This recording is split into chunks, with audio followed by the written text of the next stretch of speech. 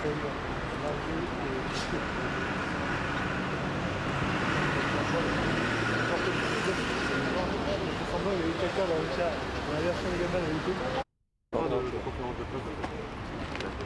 de point de presse de feuille. On est prêt. Si tu veux tourner un Ce que je vous demanderais, c'est d'essayer de rester, si c'est possible, de l'autre côté.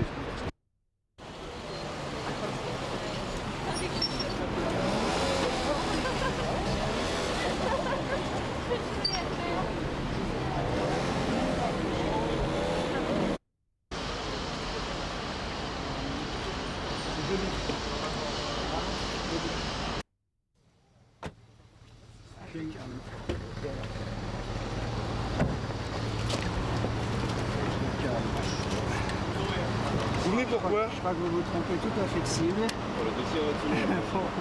Il faut autre chose. Bonjour, man. Bonjour.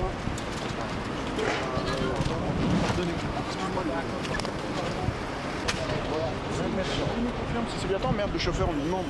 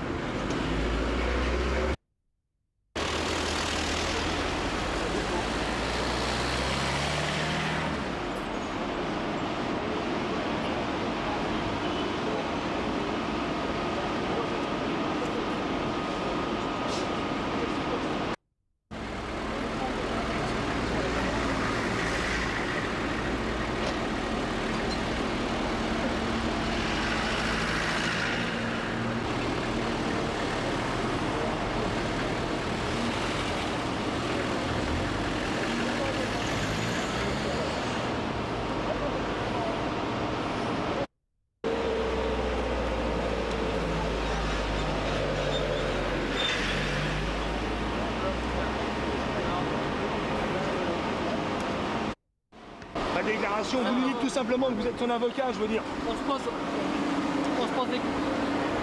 Rien. J'en ai l'affaire actuellement. Action du parquet. C'est-à-dire savoir si des poursuites seront engagées ou pas. Comment réagir?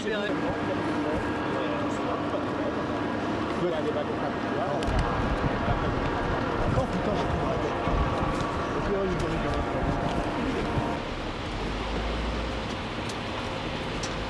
Bloc, le bloc là maintenant.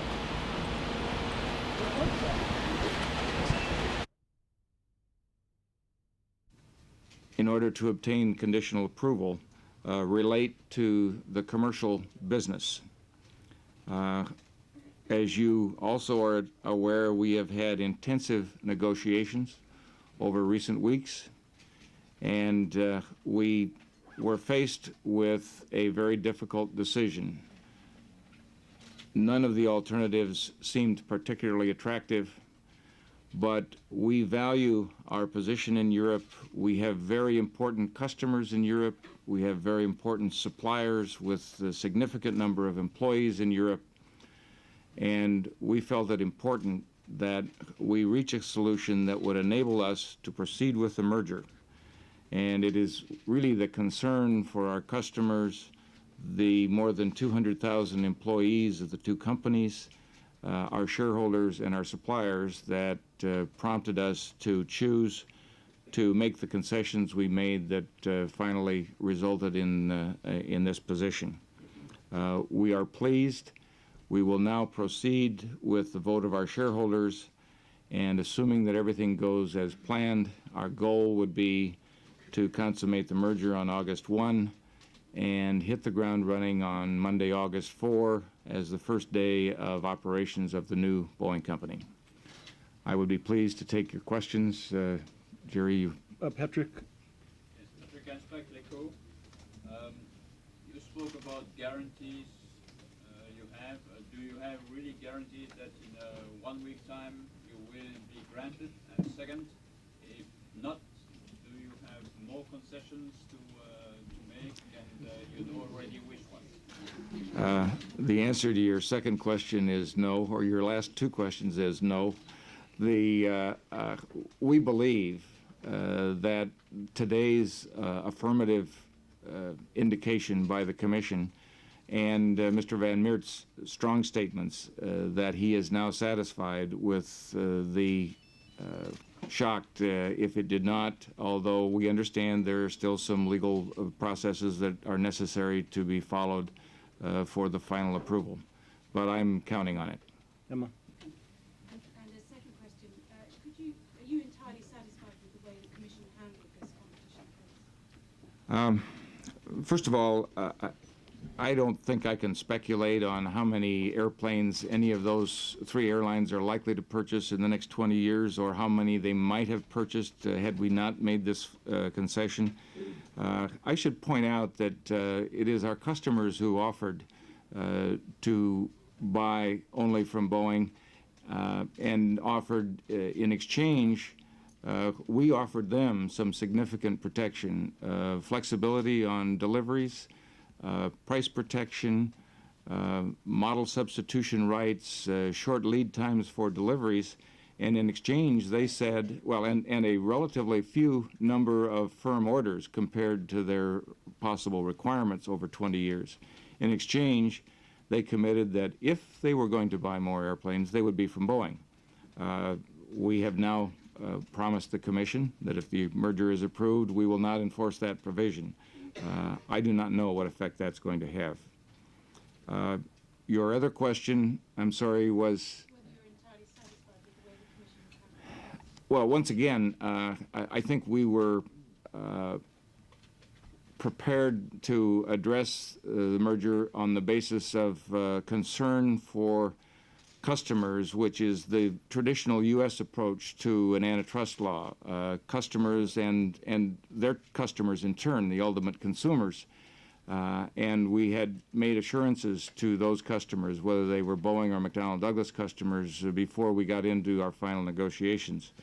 The approach by the European Merger Task Force seems to be much more concerned with the effect on competitors and not nearly so concerned with the focus on competition on our customers and ultimately the consumer, the traveling public.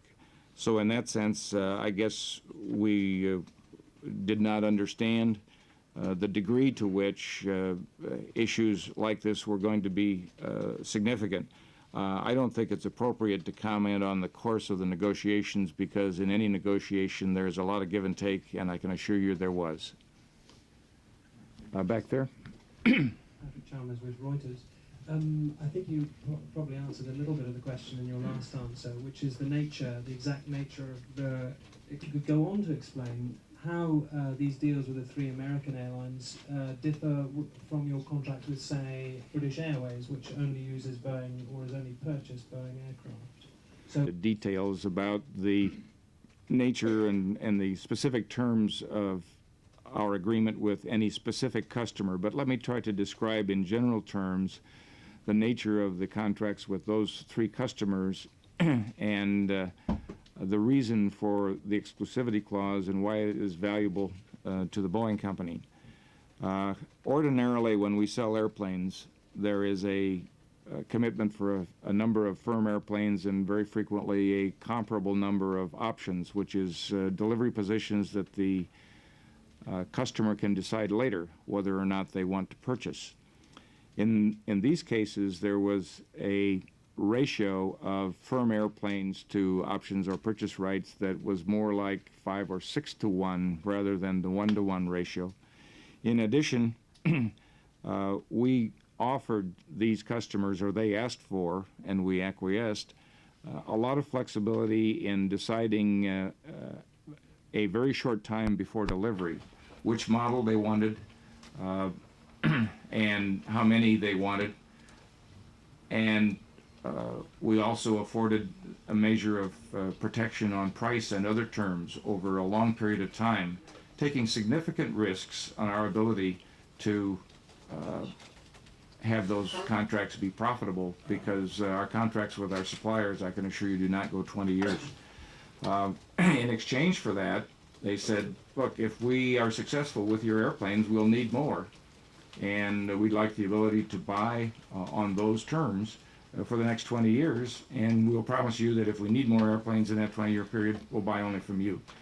This is the first time, and these are the only times we have been offered and accepted from our customers an exclusivity provision, and as you have heard, we won't be doing that again for at least 10 years unless our competitors do it.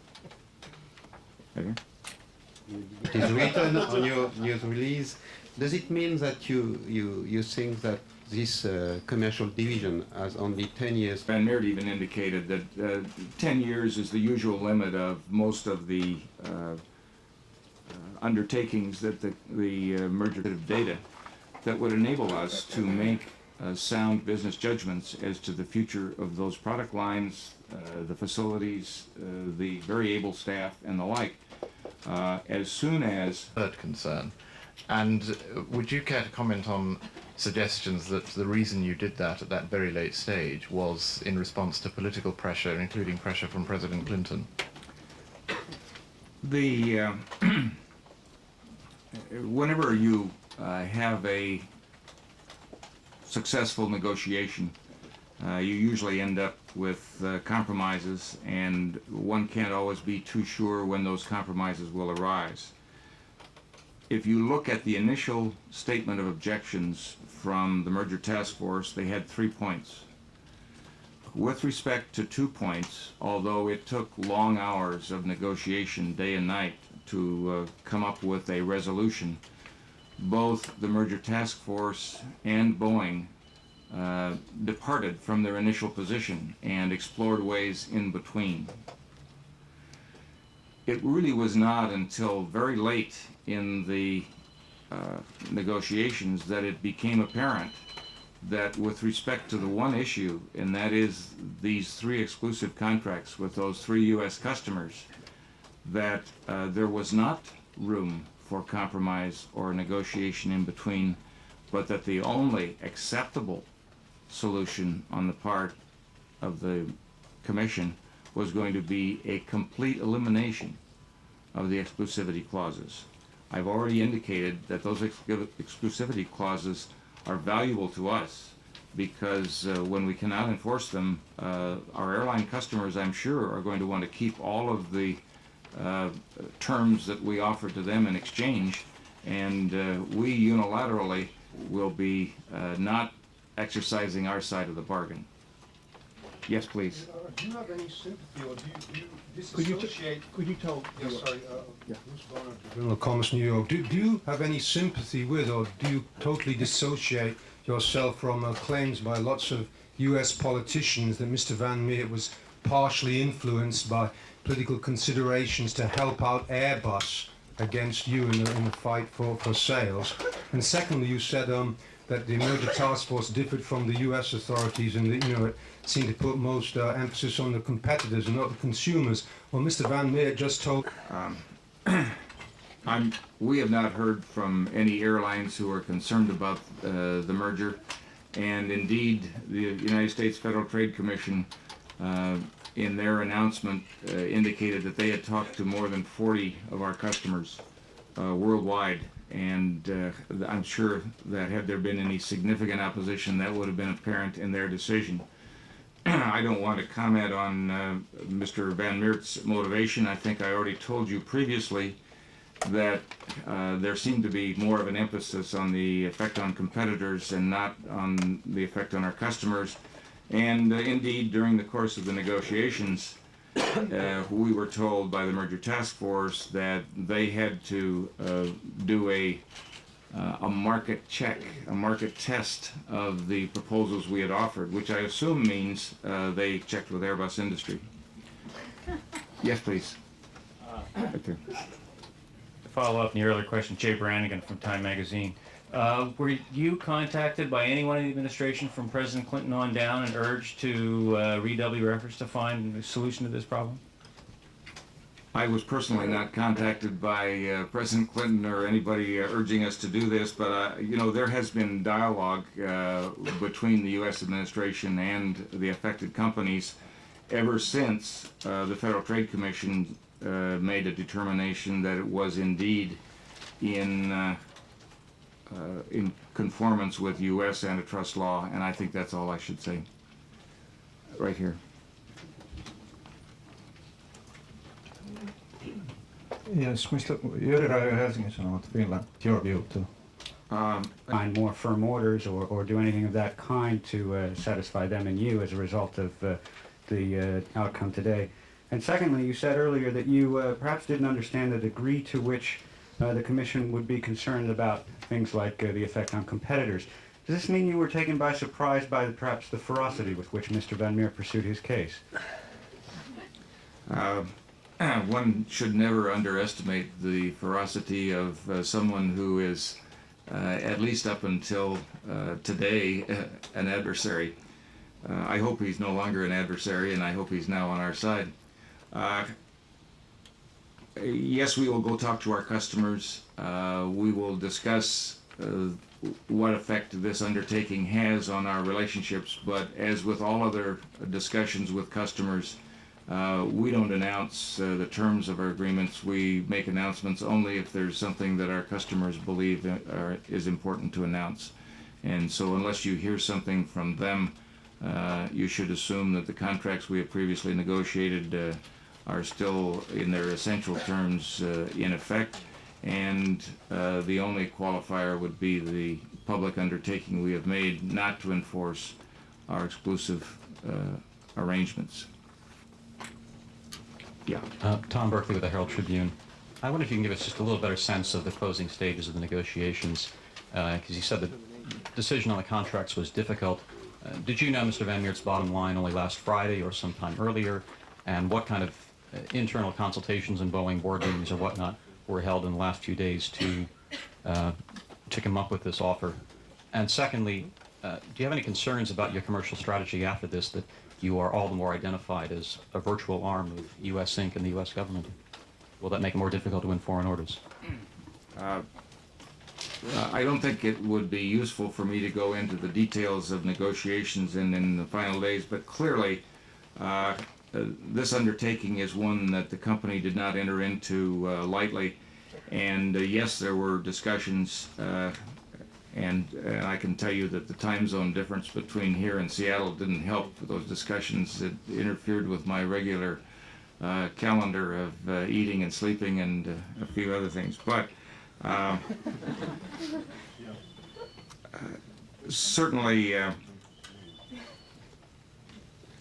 we entered into this undertaking because it was the right choice. Had we postponed the merger, I've already told you, we thought that would be not in the best interests of the employees of the two companies or our suppliers or our customers to leave that uncertainty out there for a longer period of time. The only other alternative would be to have a vote of disapproval and defy it and risk huge, indeed punitive potential fines to be levied by the Commission, and that's not an attractive alternative either. So we chose the alternative that was least damaging to the people that are important to us, our customers, our employees, our suppliers, and our shareholders. Yes. Joe Kerwin with DNA. The impact that the Commission had, the competition concerns the Commission had.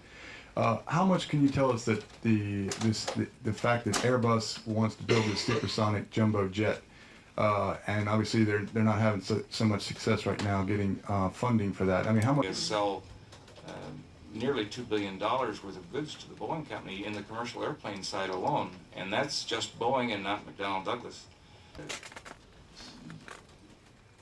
Didn't take seriously the about the supersonic jet. I mean, how much yeah, I'm sorry. You asked. There is a lot of concern about the applicability. Yeah. Yes, David Fouquet of Jane's Defense Weekly is saying this was a defense-motivated merger. Could you amplify that a little bit, and does that indicate that this was not perhaps your preferred civil merger, or that commercially it makes less sense? Let me just say that it was indeed a defense. Douglas Commercial Business came as part of the package. I think that is an accurate statement. Clearly, the U.S. I would clearly government airlines, government-owned airlines, are much more susceptible to pressure by their own governments and by sister governments to affect their equipment choice and their conduct generally. I would not go beyond that, however, in suggesting that we have any evidence that any European airline has been coerced into ordering only Airbus airplanes. What we are looking for and hope to maintain is an open market where we can have an opportunity to compete on the basis of the merits of our product and the quality of our post-delivery support. Airbus builds good airplanes. We happen to think ours are better, and we do our best to convince each of our customers in the world that we have a solution that best meets their requirements, and we would hope that they would judge it on that basis, on the basis of how do you get the most value, not how do you please one government or another. Yes? But if you had evidence that untold pressure was being put on by some European governments to buy Airbus aircraft, would you feel that your commitments were no longer valid in the subject we're talking about now? You're asking for a hypothetical. I think if we had the kind of evidence you're talking about, we would go to our government and say we're not being fairly treated by government A, B, or C, whatever it was. But that's a hypothetical that I hope never occurs. We've exhausted. Any other questions?